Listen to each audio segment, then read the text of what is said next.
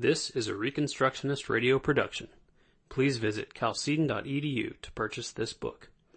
Tithing and Dominion by Edward A. Powell and Rousas John Rushdoony. Copyright 1979. Published by Ross House Books, Incorporated.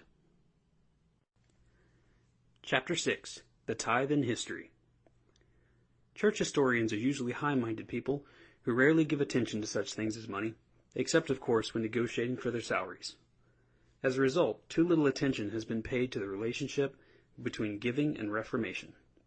The early church, from references here and there in surviving documents, apparently spoke of the tithe as an obligation. Thus, the Apostolic Constitutions refers to the tenths and firstfruits as the command of God, and distinguishes them from free will offerings. The clergy are said to have replaced the priests and Levites. In fact, the regulations were sometimes very specific, as again in the Apostolic Constitutions, which states that all firstfruits belong to the bishop, the presbyters, and the deacons for their maintenance. The tithe in its entirety went for the rest of the clergy, for virgins, widows, and the poor.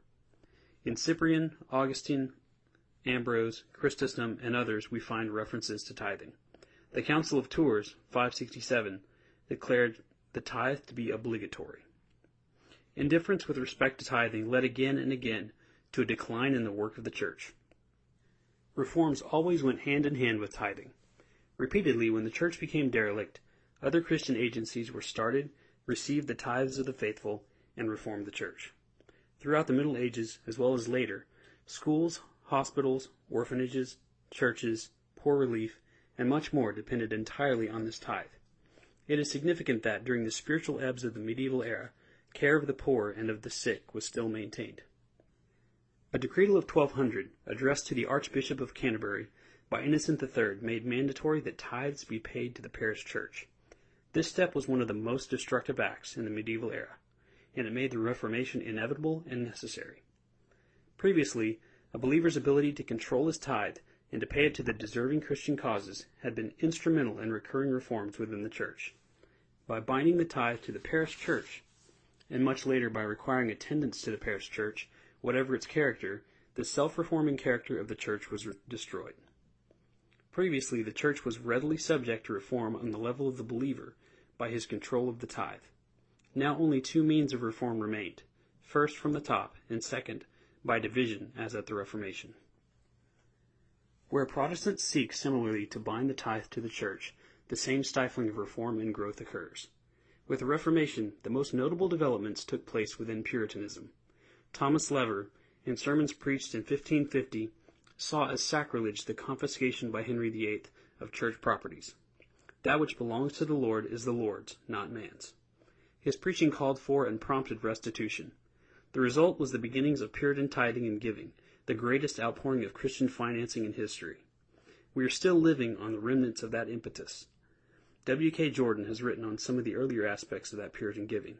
In one area of life after another, it provided social financing. The United States witnessed an equally great movement, a continuation of the Puritan one. Alexis de Tocqueville, in Democracy in America, 1835, saw private associations as the essential and basic government of the United States. Most private associations were Christian tithe agencies. Christians created a tithe agency to minister to every kind of need, to preach the gospel to people in foreign lands, to immigrants landing in the U.S., to seamen at American ports, and so on.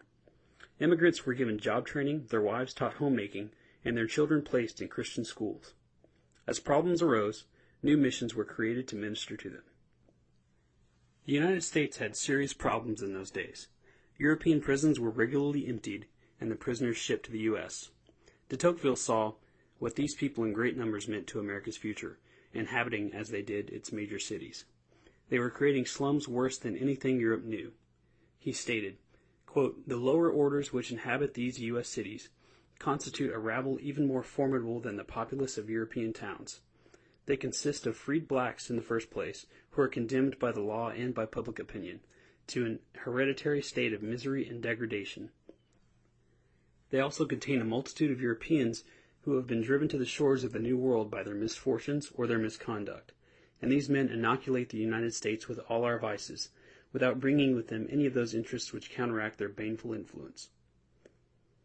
As inhabitants of a country where they have no civil rights, They are ready to turn all the passions which agitate the community to their own advantage. Thus, within the last few months, serious riots have broken out in Philadelphia and in New York. Disturbances of this kind are unknown in the rest of the country, which is nowise alarmed by them, because the population of the cities has hitherto exercised neither power nor influence over the rural districts. Nevertheless, I look upon the size of certain American cities, and especially on the nature of their population, as a real danger which threatens the future security of the democratic republics of the New World.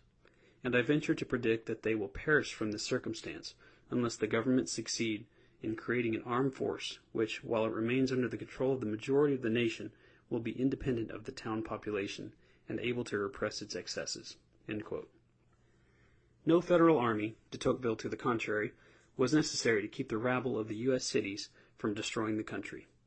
Another army took care of the situation, a Christian legion of tithe-supported workers who converted the slum dwellers into saints of the Lord and useful citizens. In England, General William Booth, and then in America and elsewhere, led the way into the slums. In his book, In Darkest England and the Way Out, Booth charted a plan for the redemption of the total lives of slum dwellers with the gospel, job training, and everything else needful for their godly functioning in society. Booth in these areas was an heir of the Puritans. One of his most vicious critics, it should be noted, was the evolutionist Huxley.